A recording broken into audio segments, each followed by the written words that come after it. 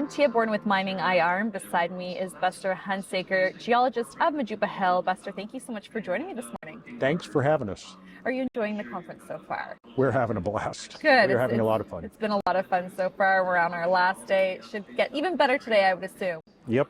Now, can you tell us, you are the geologist for Majuba Hill. Yes. Can you tell us about the company and then what your specific role is within the company? So Majuba Hill Copper Corp, we have a copper porphyry in western Nevada, and we're moving it forward into the early stage development portion. And my job is, we have a consulting business as well, and my job is twofold. One, I'm part of the logistics, the field operations, day-to-day field operations, and then we have a project geologist as well, and so we integrate that to move the project forward and to get the drilling done. Most of our time and money is being spent in the ground drilling out on the project.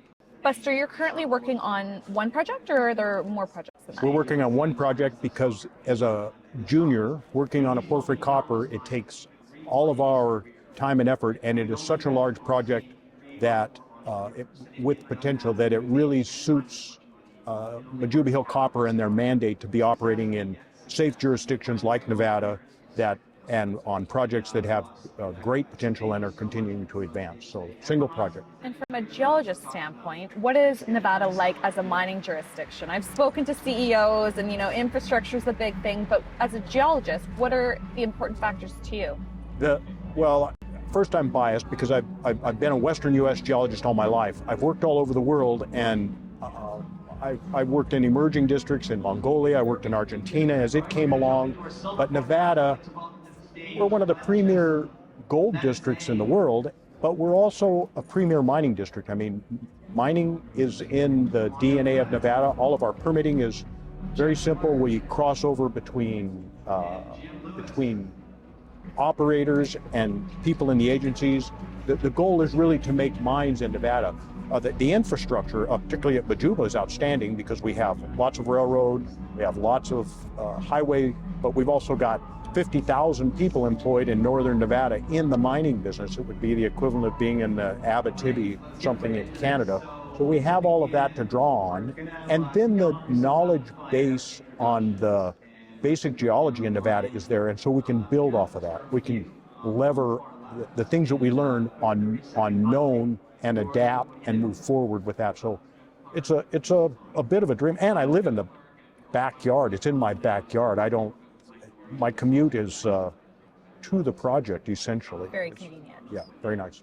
Now, I want to dive a little bit into your background. So you are a gold geologist, but you are currently working in the copper field. So why the transition? The opportunity came along with Majuba Hill. If you were in Nevada, you focused on gold.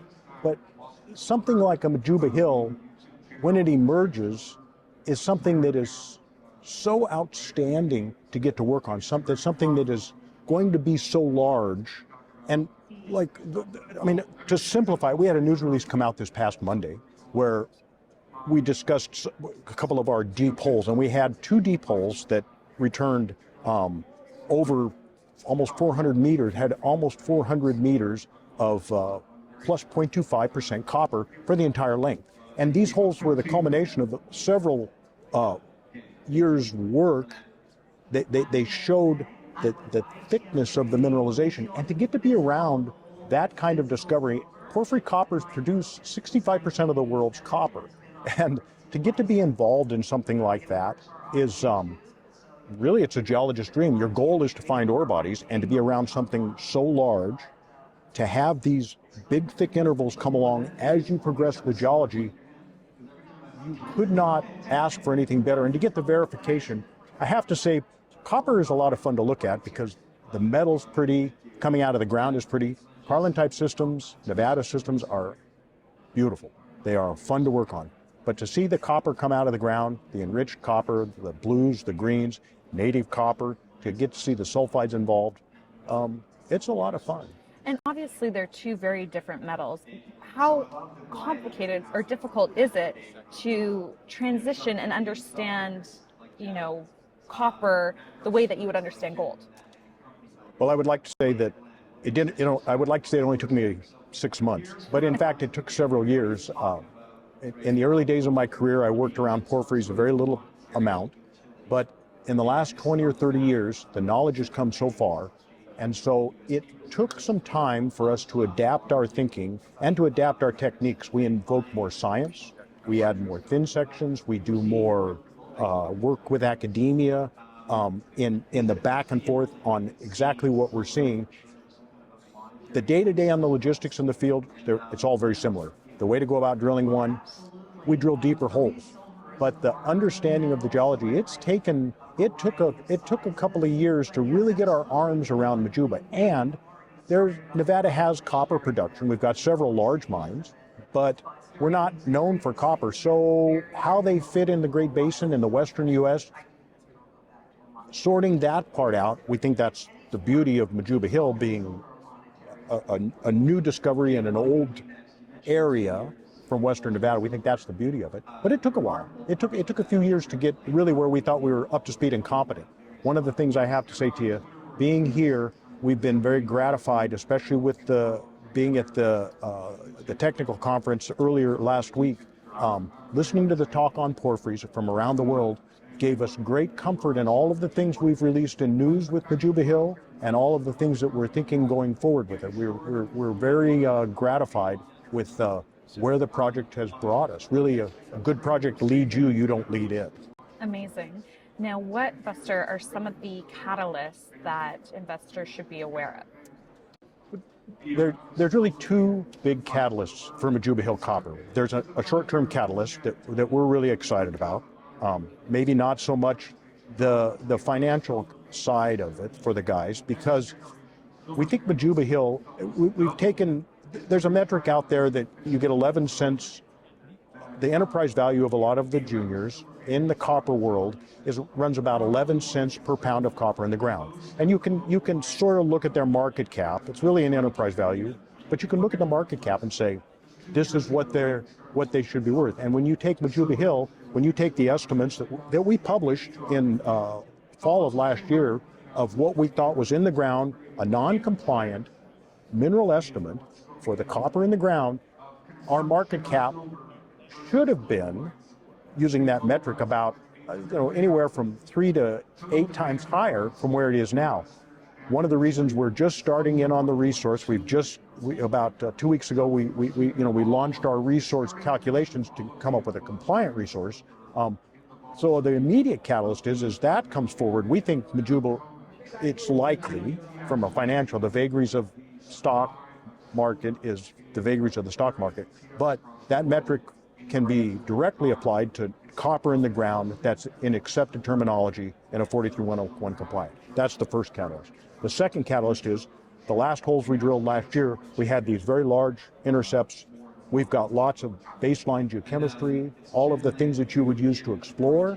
And as we go forward with this year's program, it's a twofold program. One is to expand. Majuba Hill sticks out of the ground. It's an open pit target. And we've got high grade on the surface. So our drilling will focus on expanding that and infilling on that. And then the next part of the drilling is the deeper holes, chasing the much bigger, the multi-billion ton potential with that. And that's a longer term catalyst because it involves drilling, assay results, all of that. So the immediate catalyst is, we think as we can apply the metric directly, then that'll help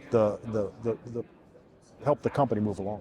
From your perspective, what separates Majuba Hill from other junior mining companies? Not necessarily within that area, but just in general.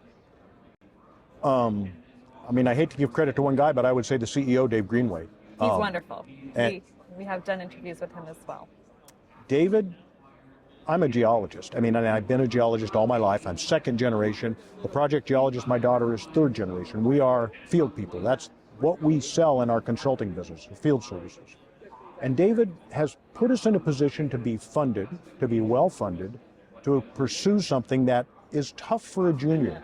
We can lever the volume of knowledge that's been developed by the majors over the last 30 years, you didn't explore for copper because prices were so low. But the majors continued to understand porphyry coppers, and Majuba Hill was hidden in plain sight as we understood the geology from what the majors had developed for their understanding. David put us in a position, both financially and to go forward as technical people, to evaluate those with the truth machine, with drills. And I think that's what sets Majuba apart, is that it's been a constant. Also, we've been working on the geology of it. We've been in charge of the geology, in control of all of the geology for 10 years. And for the last 3 years are the sole really guidance, but we reach out to all kinds of advisors to bring in. And so I think that puts us in a unique position. What are you most excited about from a geologist's point of view, not a CEO's point of view, for the year to come, for 2023? What excites you? Well, the price of copper and the fact that the world is starting to recognize, which translates back into the financial side of it, really the need for porphyry coppers. And so what excites me, most of my career is behind me. I mean, I've got 5 to 7 years left of good, sound field geology.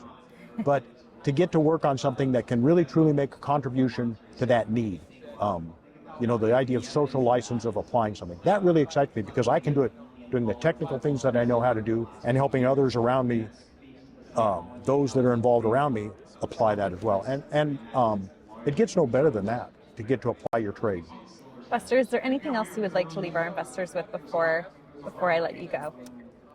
No, I appreciate you letting me talk about Majuba Hill and giving us a chance to talk about it.